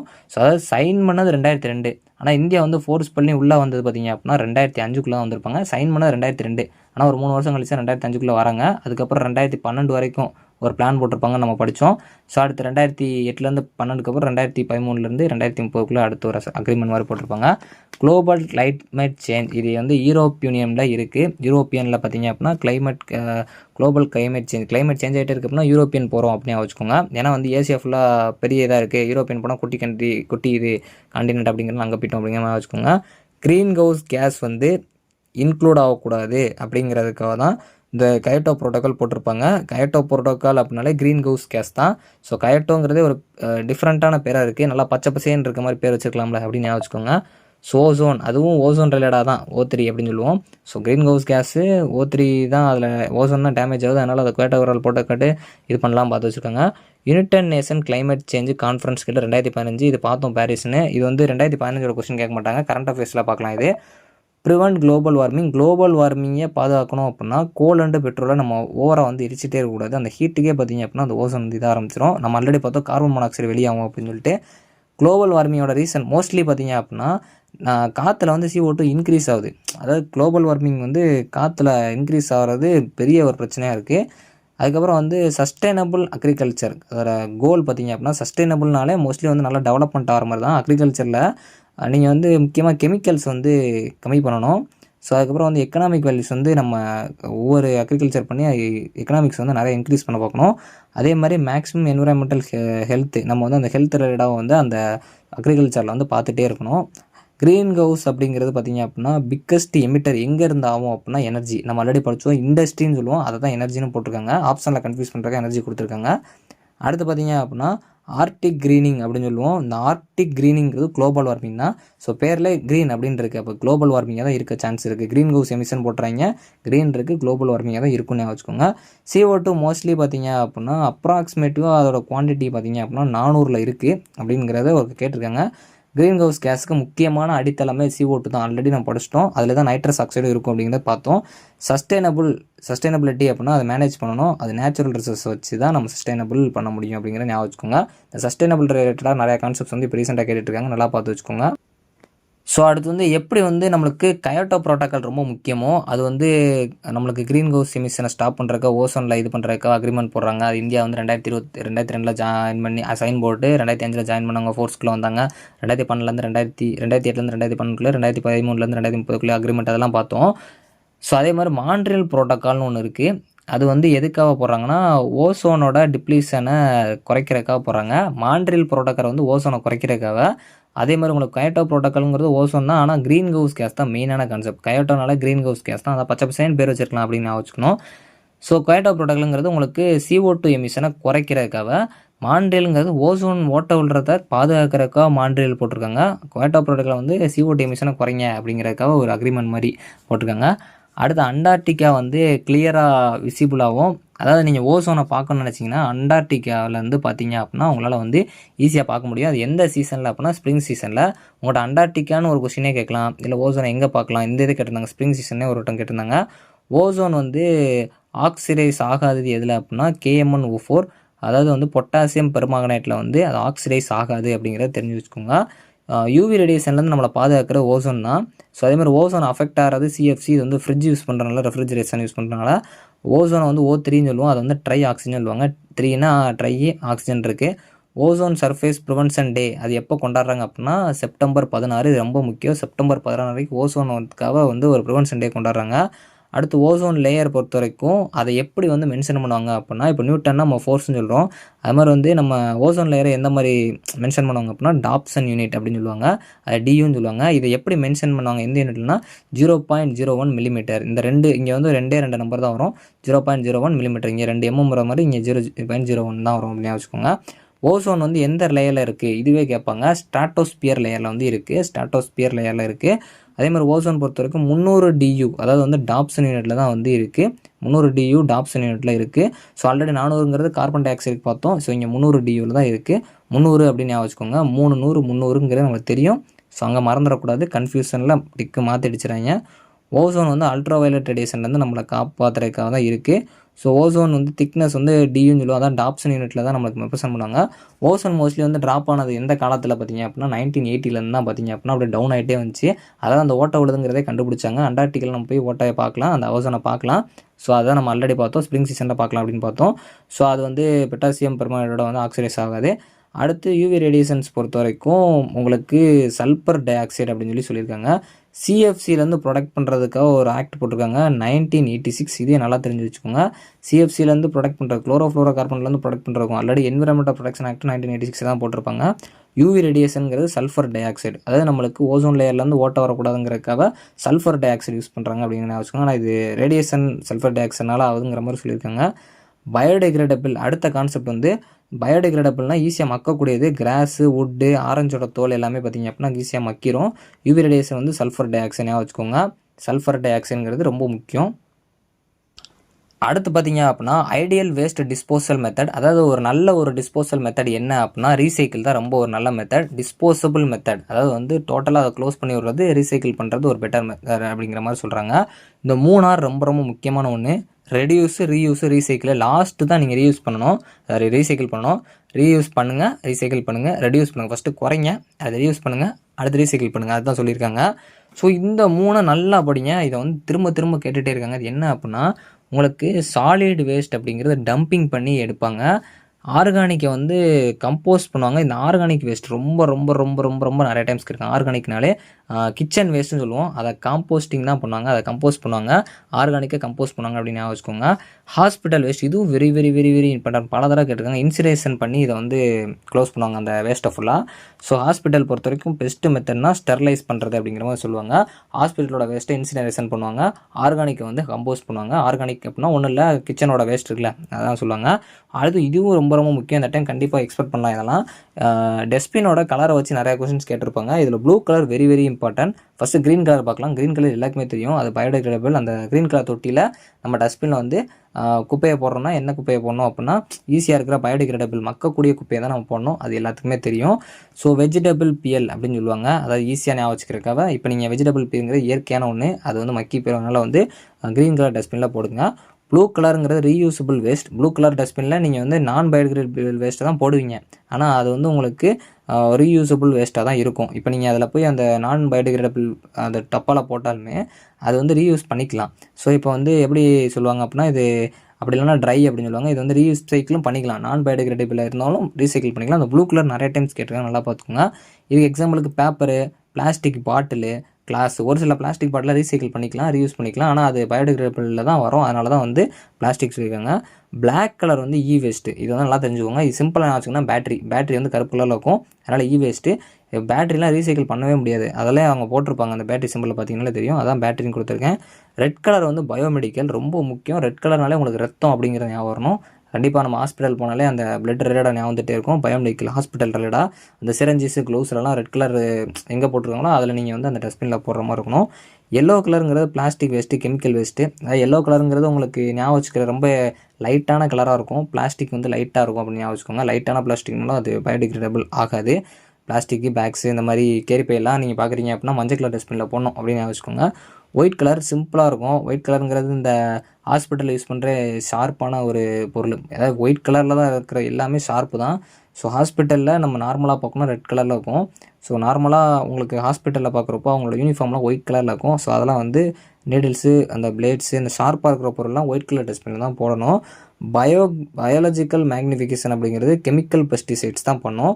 பயாலஜிக்கல் மேக்னிஃபிகேஷனுங்கிறது உங்களுக்கு கெமிக்கல் பெஸ்டிசைட்ஸ் தான் பண்ணும். ஸோ இங்கே பயாலஜிக்கல், கெமிக்கல் இதே ஃபஸ்ட்டு ஞாபகம் வச்சுக்கணும். பயாலஜிக்கல் மேக்னிஃபிகேஷனுங்கிறது கெமிக்கல் பெஸ்டிசைட்ஸ் தான் பண்ணும். இதை நல்லா பார்த்துக்கோங்க, ரொம்ப முக்கியம். அதில் ப்ளூ கலர் நான் பயோடிகிரேடபிள் வேஸ்ட்டு நல்லா பார்த்துக்கோங்க. ஸோ அடுத்து வந்து ரிஃப்ரைன் அப்படின்னு சொல்லுவாங்க. ரிஃப்ரைன் அப்படின்னா ஃபஸ்ட்டு என்ன உங்களுக்கு அது தெரியணும். ரிஃப்ரைன்னா ஒன்றும் இல்லை, ஒரு என்சைம் இருக்கும். அதை வந்து நம்ம பிளாஸ்டிக்லேருந்து அதை வந்து பிரிக்கவே முடியாது. அதுதான் வந்து ரிஃப்ரைன் அப்படின்னு சொல்லுவாங்க. இது வந்து பிளாஸ்டிக்ஸ்லாம் யூஸ் பண்ணுவாங்க. ரிஃப்ரைன்ங்கிறது எதோட ரிலேட் ஆகுன்னு கேட்டாங்கன்னா பிளாஸ்டிக்ஸ் தான். இது வந்து உங்களுக்கு என்சைம் வந்து உங்களால் வந்து அனேபிள் டு பிரேக் டவுன், அதை வந்து பிரிக்கவே முடியாது அந்த பிளாஸ்டிக்கில் இருந்தால் தான் வந்து ரிஃப்ரைன் சொல்லுவாங்க. அதுக்கப்புறம் உங்களுக்கு domestic and industrial solid waste. இந்த டொமஸ்டிக் ரிலேட்டடாக அதாவது வீட்டில் யூஸ் பண்ணுற அந்த சாலிட் வேஸ்ட்டும் அதுபோக இண்டஸ்ட்ரியலில் இருக்க சாலிட் வேஸ்ட்டையும் டிஃபரன்ஸ் பண்ணி காட்டணும் அப்படின்னா அது ஹெட்ரோஜினியஸ் இன் கம்பஷன் அப்படின்னு சொல்லுவாங்க. அதாவது ஹெட்ரோஜினியஸ் அப்படிங்கிறத ஞாபகம் வச்சுக்கோங்க. ஹெட்ரோஜினியஸ்னாலே உங்களுக்கு தெரியும், பல இது கலந்த ஒரு இது தான். ஏன்னா வீட்டில் நம்ம யூஸ் பண்ணுறோம்னா ஒன்று பயோடிகிரேடபிளாக மட்டும் யூஸ் பண்ணோம், பிளாஸ்டிக் யூஸ் பண்ணுவோம், அதுபோக பாலித்தீன் பேக்ஸ் யூஸ் பண்ணுவோம். ஸோ சில டைம் பேப்பரை போடுவோம். பேப்பர்லாம் மக்கினாலுமே வந்து நம்ம ரெண்டுமே மிக்ஸ் பண்ணி போகிறனால இது ஹெட்ரோஜினியஸில் வரும். செக்ரிகேஷன் இது வெரி வெரி இம்பார்ட்டன்ட். செக்ரிகேஷனை ஃபஸ்ட்டு என்ன அப்படின்னா நான் பயோடிகிரேடபிள் இதிலேருந்து பயோடிகிரேடபிள் வேஸ்ட் ஃபுல்லாக வந்து நம்ம பிரிக்கிறது தான், அதாவது குப்பை தொட்டியில் பிரிக்கிறது தான் வந்து இது வந்து செக்ரிகேஷன் சொல்லுவாங்க. செக்ரிகேஷன் ஒன்றும் பிரிக்கிறது. ஸோ நான் பயோடிகிரேடபிளாக பிரிக்கணும், அதான் சொல்லியிருக்காங்க. ஸோ அடுத்து பயோடிகிரேடபிள் அப்படின்னா ஒன்றுமே இல்லை, என்சைமு, பாக்டீரியா, சாப்ரோபைட்ஸ், டீகம்போஸ் இதெல்லாமே பார்த்தீங்க அப்படின்னா இப்போ பயோடிகிரேடபிள்னால் ஒன்றும் இல்லை, பேப்பரை போடுறீங்க அப்படின்னா பாக்டீரியா வந்து மக்க வச்சிரும். ஸோ அந்த பாக்டீரியா, என்சைம்ஸு, சாப்ரோபைட்ஸ்னால் அதுவே வந்து திடீர்னு சாப்பிட ஆரம்பிச்சிடும். டீகம்போஸ் அதுவே வந்து டீகம்போஸ் ஆகிடும். இந்த மாதிரி பயோடிகிரேடபிள்ங்கிற மக்கக்கூடிய இது மக்கிறதுக்கு பாக்டீரியா ரொம்ப ஹெல்ப்ஃபுல்லாக இருக்கும். இதுக்கு முன்னாடி நம்ம பாக்டீரியா வச்சு ஒன்று படிச்சிருந்தோம். அது வாட்டரில் இருக்கும், வாட்டர் பொல்யூஷனை இண்டிகேட் பண்ணுறக்கு கோலிஃபார்ம்னு சொல்லி ஒன்று படித்தோம். ஸோ அடுத்து பெஸ்ட்டு பயாலஜிக்கல் வேஸ்ட் டிஸ்போசல், அதாவது ஈஸியாக உங்களுக்கு பெஸ்ட்டு ஒரு பயாலஜிக்கல் வேஸ்ட் டிஸ்போசல்னால் இன்சினரேஷன் சொல்லுவாங்க. இந்த இன்சினரேஷனுங்கிறது தான் மெடிக்கல் ஃபீல்டில் யூஸ் பண்ணுவாங்க. ஆல்ரெடி பார்த்தோம். இது ஒரு பெஸ்ட் பயாலஜிக்கல் டிஸ்போசல். ஆல்ரெடி வந்து நம்ம ஒரு ஐடியல் வேஸ்ட்டு டிஸ்போசல் மெத்தட் பார்த்தோம். ஐடியல்னால் நார்மலாக யூஸ் பண்ணுறதுக்கு நீங்கள் ரீசைக்கிள் பண்ணிக்கலாம். கடைசியாக ஒரு ஸ்டெப்புங்கிறது அது இன்சினரேஷன் தான் வரும். அதனால் இதுதான் ஒரு பெஸ்ட்டான ஸ்டெப்பு. ஐடியல்னால் மட்டும்தான் நீங்கள் வந்து ரீசைக்கிள் போகணும். பெஸ்ட்டுன்னு வந்துருச்சுனால அது இன்சினரேஷன் தான். ஏன்னா மெடிக்கல் ஃபீல்டில் இருக்கிறதெல்லாம் எப்படி க்ளோஸ் பண்ணணும்னு நினைக்கிறப்ப இந்த இன்சினரேஷன் மெத்தட் வச்சு தான் க்ளோஸ் பண்ணுவாங்க. Reduce production of waste most effective solution. அதாவது வந்து ஒரு பொருளோட வேஸ்ட்டை நீங்கள் குறைக்கணும்னு நினச்சிங்கன்னா அதை என்ன பண்ணணும் அப்படின்னா ஃபஸ்ட்டு ரெஃப்யூஸ் பண்ணணும். ரெஃப்யூஸ்னால் ஒன்றும் இல்லை, அதை டிஸ்போஸ் பண்ண பார்க்கணும். அதுதான் வந்து ரெஃப்யூஸுங்கிறது. ஸோ அப்போ குறைக்கணும்னு நினைக்கிறீங்க அப்படின்னாலே ரெஃப்யூஸ் தான் பண்ணணும் அப்படிங்கிறத ஞாபகம் வச்சுக்கோங்க. ரொம்ப முக்கியம். ஒரு பொருளை குறைக்கணும்னு நினைக்கிறீங்கன்னா அதை ரெஃப்யூஸ் பண்ணுங்கள், மொத்தமாக க்ளோஸ் பண்ணி விட்ருங்க அப்படின்னு தான் நீங்கள் நினைக்கணும். மெட்டோபோலிக் வேஸ்ட். இந்த மெட்டோபோலிக் வேஸ்ட்டுங்கிறத நம்ம ஆல்ரெடி படிச்சிருப்போம். டிஃப்யூஷன் எங்கே நடக்கும்? கேஸில் தான் நடக்கும். இது வந்து பிளான்ட்ஸ் ரிலேட்டடாக இருக்கிற அக்வாட்டிக் பிளான்ட்ஸ் ரிலேட்டடாக வர்ற டிஃப்யூஷன் சொல்லுவாங்க. பிளான்ட்ஸ் தான் டிஃப்யூஷன் பண்ணோம். அது இந்த பிளான்ட்ஸ் கூட வந்து ஃபோட்டோசிந்தசிஸ் பண்ணுறப்போ அது டிஃப்யூஷன் கான்செப்ட்டுங்கிற மாதிரி பார்த்துருந்தோம். அதனால் மெட்டாபாலிக் வேஸ்ட்டுங்கிற டிஃப்யூஷன் தான் வரும். அடுத்து பாக்டீரியா வந்து உங்களுக்கு நான் ஆல்ரெடி சொன்னேன், டீக்ரேட் பண்ணுறதுக்கு யூஸ் ஆகும். பேப்பரு, எக்ஸ்க்ரீடான்னு ஒன்று இருக்குது, லெதர் இருக்குது. லெதரை கூட பாக்டீரியா வந்து க்ளோஸ் பண்ணிடுது. நல்லா பார்த்துக்கோங்க. நம்ம லெதர் வந்து பயோடிகிரேடபிள் கிடையாதுன்னு நினைக்கும். லெதருமே பயோடிகிரேடபிளில் தான் வரும். ஸோ ஆனால் உங்களால் வந்து பிளாஸ்டிக்கை பாக்டீரியா என்ன நினச்சாலும் அதை வந்து க்ளோஸ் பண்ண முடியலை. பிளாக் வாட்டர், நம்ம நிறைய பேர் வந்து பிளாக் வாட்டரை குடிக்கணும் அப்படின்னு நினச்சி இந்த யூடியூப்லலாம் பார்த்துருப்போம். ஆனால் அந்த பிளாக் வாட்டர் வந்து வேஸ்ட் வாட்டர்னு அர்த்தம். அதாவது டாய்லெட் வாட்டரு. அதாவது என்விரான்மெண்டலோட நீங்கள் கொஸ்டின்ஸ் பார்க்குறீங்கன்னா பிளாக் வாட்டர்னா டாய்லெட் வாட்டர், வேஸ்ட் வாட்டர் தான் வந்து மென்ஷன் பண்ணுவாங்க. ஸோ அடுத்து இந்த குல்கடாஸ் அப்படிங்கிறத டிஸ்கண்டினியூ பண்ணிட்டாங்க. இந்த குல்கடாஸுங்கிறது ஒன்றும் இல்லை, அதாவது டீ கப் யூஸ் பண்ணுறதுக்கு இந்த மாதிரி இருக்கிறதுலாம் இது யூஸ் பண்ணாங்க. இது ஒரு க்ளே தான். ஆனால் இது வந்து இது யூஸ் பண்ணுறனால பார்த்தீங்க அப்படின்னா மண்ணோட வளம் வந்து கம்மியாகுது அப்படிங்கிறனால இதை வந்து டிஸ்கண்டினியூ பண்ணிட்டாங்க. இது பேர் குல்கடாஸ் சொல்லுவாங்க. டீ கப் யூஸ் பண்ணுறதுக்குலாம் இதை வந்து பண்ணாங்க. ஆனால் இப்போ வந்து பார்த்தீங்க அப்படின்னா இதை வந்து டிஸ்கண்டினியூ பண்ணிட்டாங்க. பயோடிகிரேடபிள் பொல்யூட்டன்ட் அப்படிங்கிறது பார்த்திங்க அப்படின்னா காட்டன் கிளாத். இது எல்லாத்துமே தெரியும். பயோடிகிரேடபிள்னா மக்கக்கூடியது. காட்டன் கிளாத் கண்டிப்பாக மக்கும். அதுக்கப்புறம் வந்து வேஸ்ட்டு, அதாவது வெட் வேஸ்ட்டுன்னு அர்த்தம். இந்த வெட் வேஸ்ட் அப்படிங்கிறது பார்த்திங்க அப்படின்னா மேனூராக மாற்றுற ப்ராசஸ் பேர் கம்போஸ்டிங் சொல்லுவாங்க. அதாவது வெட் வேஸ்ட்டை மேனூராக மாற்றுற பேர் கம்போஸ்டிங் அப்படின்னு சொல்லுவாங்க. ஸோ ஆல்ரெடி நம்ம கம்போஸ்டிங் படிச்சிருக்கோம். அதே மாதிரி வந்து இதை பார்த்துக்கோங்க. இன்சினரேஷன் அப்படிங்கிறது மெடிக்கல் ஃபீல்டில் யூஸ் பண்ணுவாங்க. ஸோ அடுத்து பார்த்திங்க அப்படின்னா நான் பயோடிகிரேடபிள் மெட்டீரியல். இது பொறுத்த வரைக்கும் நம்மளுக்கு தெரியும். பிளாஸ்டிக்ஸு, இந்த டிடிடியை பற்றி நம்ம ஆல்ரெடி படித்தோம். இன்செக்ட் பெஸ்டிசைட்னு பார்த்தோம். பேக்லைட், இது எல்லாமே பார்த்திங்க அப்படின்னா நான் பயோடிகிரேடபிள் வேஸ்ட்டில் தான் வரும். Plastic, TTD, பேக்லைட்லாம். பாக்டீரியா வந்து சீவேஜில் ஃபவுண்ட் ஆயிருக்கு. அதாவது பாக்டீரியா வந்து ஒரு சீவேஜில் ஃபவுண்ட் ஆயிருக்கு அப்படின்னா அதை பேத்தோஜெனிக் அப்படின்னு சொல்லுவாங்க. இல்லை உங்கள்கிட்ட கேட்பாங்க எந்த பாக்டீரியா வந்து சீவேஜில் ஃபவுண்ட் ஆயிருக்கும் அப்படின்னு சொல்லிட்டு அது பேத்தோஜெனிக். பேத்தோஜெனிக்ங்கிறது ஒரு பாக்டீரியா. யூட்ரோபிகேஷன் ரொம்ப முக்கியம். யூட்ரோபிகேஷனில் என்ன இருக்குது? ஃபஸ்ட்டு யூட்ரோபிகேஷன் என்ன அப்படின்னா நைட்ரஜன் பாஸ்பரஸ்ங்கிறத யூட்ரோபிகேஷன். அதாவது வந்து இது பிளான்ட்ஸோட கான்செப்டில் வச்சு வரும். ஸோ நைட்ரஜன் பாஸ்பரஸ்லாம் பிளான்ட்ஸுக்கு தான் முக்கியமான ஒன்று. ஸோ அதனால் இது ஒரு மிக்சடு காம்பவுண்ட் தான். எக்கோசிஸ்டமில் நிறையா இருக்குது. யூட்ரோபிகேஷனில் நைட்ரஜன் பாஸ்பரஸ் தான் ரொம்ப இருக்குது. ஸோ இது வந்து பார்த்திங்க அப்படின்னா யூட்ரோபிகேஷன் வந்து எதை குறைக்குது அப்படின்னா dissolved oxygen. So dissolved oxygen வந்து இது குறைக்குது. ஆல்ரெடி ஆக்சிஜன் இல்லாமல் வந்து தெர்மல் டீகம்போஸ் ப்ராசஸ் பண்ணுறாங்க அப்படிங்கிறத நம்ம பார்த்தோம். அந்த தெர்மல் டீகம்போஸ் ப்ராசஸ் வந்து எதுக்கு பண்ணுவாங்க அப்படிங்கிறத நம்ம பார்த்தோம். அது தெரிஞ்சால் கமெண்ட் பண்ணுங்கள். ஸோ அடுத்து வந்து லேண்ட் டிகிரடேஷன். லேண்டுன்னு வந்தாலே சாயில் எரோஷன் தான். அது லேண்ட் டிகிரடேஷன் வந்து சாயில் எரோஷனில் தான் போயிட்டுருக்கு. மோஸ்ட் டேஞ்சரஸ் மெட்டல், அதாவது வந்து ஆட்டோமொபைல்லேருந்து வந்து ரிலீஸ் ஆகுது ஒரு கேஸு, அதாவது ஒரு மெட்டல் வந்து ரொம்ப ஒரு டேஞ்சரான மெட்டல், அது லெட்டு. இதனால் பார்த்திங்க அப்படின்னா ஏர் பொல்யூஷன்லாம் ஏற்படுது. ரொம்ப முக்கியமான ஒன்று. லெட்டுனால தான் ஏர் பொல்யூஷன் ஏற்படுது. ஏர் பொல்யூஷன் ஏற்படனால லெட்டு வந்து ரொம்ப ஒரு இதாக இருக்குது, ரொம்ப முக்கியம். ஸோ உங்களோட ஏர் பொல்யூஷனால் வர்ற மெட்டல் எதுன்னு கேட்டாங்கன்னா லெட்டுன்னு ஞாபகம் வச்சுக்கோங்க. ஸோ அடுத்து ஏர் பொல்யூஷன் ஏரோசல் அப்படின்னு சொல்லுவாங்க. அதை நான் தெரிஞ்சு வச்சுக்கோங்க. Environmental friendly. So environmental friendly அப்படின்னா சார்கோல். அதாவது சார்கோல் இருக்கிறனால எப்படி என்விரான்மெண்டல் ஃப்ரெண்ட்லி அப்படின்னு கேட்டிங்கன்னா ஸோ புகை வராமல் அது எரியும் அப்படிங்கிற மாதிரி சொல்லியிருக்காங்க. ஸோ அதனால் இது என்விரான்மெண்டல் அப்படிங்கிற மாதிரி சொல்கிறாங்க. Combustion of fossil fuels, sulphur di oxide. அதாவது வந்து நம்ம ஆல்ரெடி இதை படித்தோம். சல்ஃபர் டை ஆக்சைடுங்கிறது ஃபோசில் ஃபியூல்ஸ்னால உங்களுக்கு சல்ஃபர் டை ஆக்சைடும் வரும், கார்பன் மோனாக்சைடும் நல்லா தெரிஞ்சுக்கோங்க. எஸ்பிஎம் இது ரொம்ப முக்கியம். Suspended particulate matter. இது 2 தடவை கேட்டிருந்தாங்க, நல்லா தெரிஞ்சுக்கோங்க. சஸ்பெண்டட் பார்ட்டிகுலேட் மேட்டர், சஸ்பெண்ட் பண்ணுங்கன்னு வச்சுக்கோங்க. Suspended particulate matter.